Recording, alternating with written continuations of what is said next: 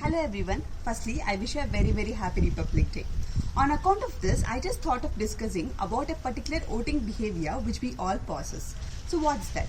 See, when you go and inquire with your neighbors or your circle of friends, or sometimes we ourselves, we do vote for so and so political party because of the party's former leaders or because of the works done by them at some point of time, or maybe one particular person from that political party was and is our family's personal interest.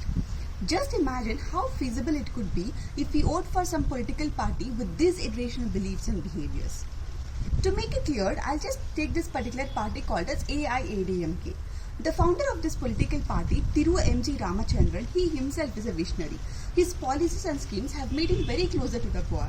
Especially his midday meal scheme had tried to tackle the level of undernourishment among the underprivileged societies and also tried to leverage the level of education among them. And then moving on to Selvi J. Jayalalitha, she is such a source of inspiration for many women out there to enter into the field of politics even today. And her schemes such as Amma Canteen, Thaliki Thangam Tittam, where she tried to escalate the level of education among girls to avail the benefits of the scheme, and her first ever all women police stations are all revolutionary. But now say me that should I vote for AIADMK by looking at the works done by these great leaders, or should I vote for AIADMK by looking at the present representative of the party and the works done by the party recently? And then coming to BJP, yes, we are following a parliamentary form of government and we need a lot of options to choose the best one among the band. And of course, BJP has emerged as one of the best options for many people. Coming to its leaders, Sri Atal Bihari Vajpayee, he carried out nuclear tests in spite of the sanctions imposed by the great economies such as US, UK, Canada, Japan and European Union also. He also led the country during the Kargil war and we all know the output of the war. And then coming to Sri Lal Krishna Advani, one of the senior most leaders of the party, he repelled all the anti-press legislations which were imposed during the emergency period, and through that he witnessed the importance of fundamental rights such as freedom of press and freedom of speech. Now I am putting the question in front of you again, that should I vote for BJP by looking at the works done by these great leaders, or should I vote for BJP by looking and analyzing the works it has been doing since almost 10 years. And then coming to C for Congress. See, I am going in an alphabetical order and there is nothing leading or leaning towards.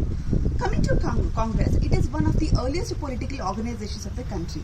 Looking after independence, be it from Jawaharlal Nehru, the first Prime Minister of the country, the first level is always a difficult level.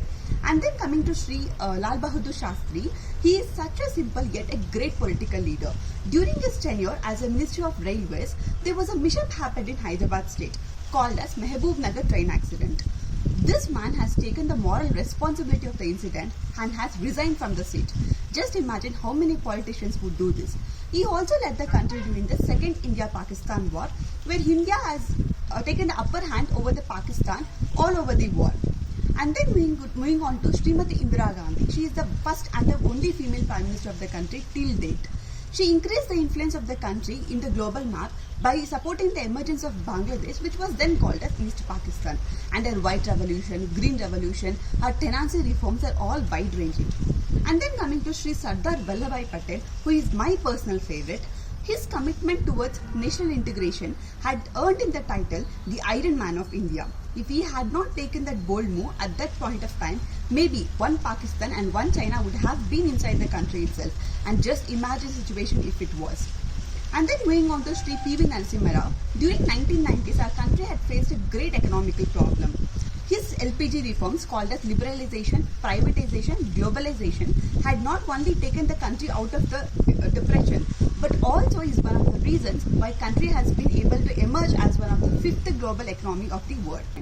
Yes, the party holds a great leaders, but should I vote for the Congress by looking at the works done by these great leaders, or because Sardar Patel is my favorite, or should I vote for Congress by looking at the present leader of the party, the present stance of the party and the present stability of the party?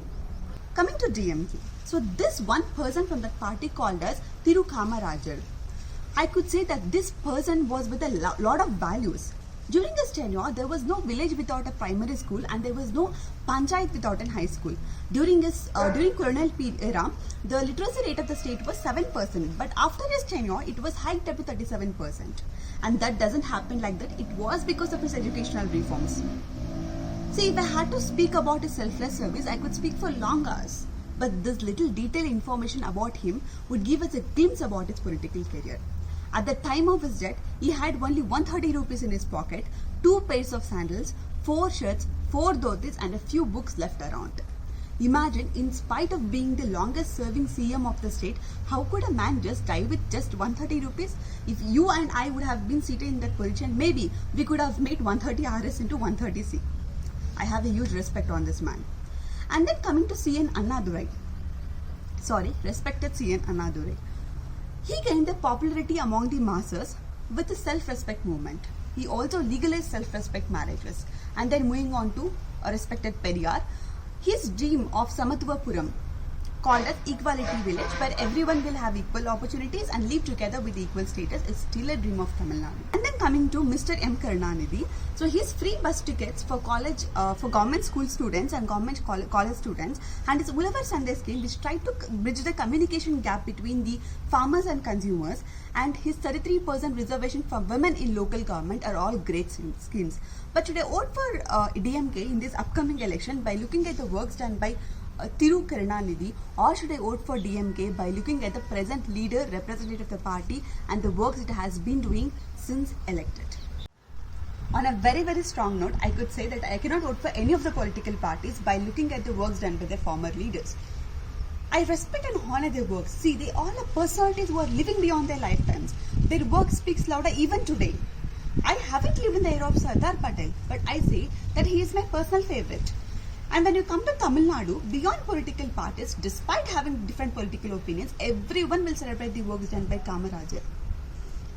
In 2018, BJP government had honored Sardar Patel by owing him the statue of unity, and through that we could witness that these people are loved beyond political parties, because their level of commitment towards politics, their passion towards selfless service cannot be parallelly compared with the present members of the party. So this elections, let's vote for the party by looking at the present scenario of the party and not by getting influenced by the former leaders or the past deeds of the party. Since 3 years, we have seen a lot of things, be it from epidemics, pandemics, inflation, recession, unemployment, underemployment, and the outer noises. Within the span of 3 years, 4 countries have been into war, and there is a great disturbance in West Asia where missile and drone attacks are becoming common. And by this time, we have know the importance of voting behavior, because of the unmatched voting behavior of few countries had led to the downfall of the country itself. For example, Sri Lanka. I don't want to pinpoint any of the countries, but yes, we have seen the downfall of the countries. So these elections, let's celebrate it with pride and honor, and let's vote responsibly so that we will place the right person in the right seat, the seat which is unshakable for the next 5 years. Don't think that you're just going to vote the person who is going to adorn the seat of so-called Prime Minister, but you're voting the person who is going to represent you and me in the global map. Maybe together the country in the global world. So let's be a little more cautious to use the right person so that we could safeguard ourselves, thereby protecting our country and our fellow citizens also. Once again, I wish you a very, very happy Republic Day. Thank you. Jai Hind.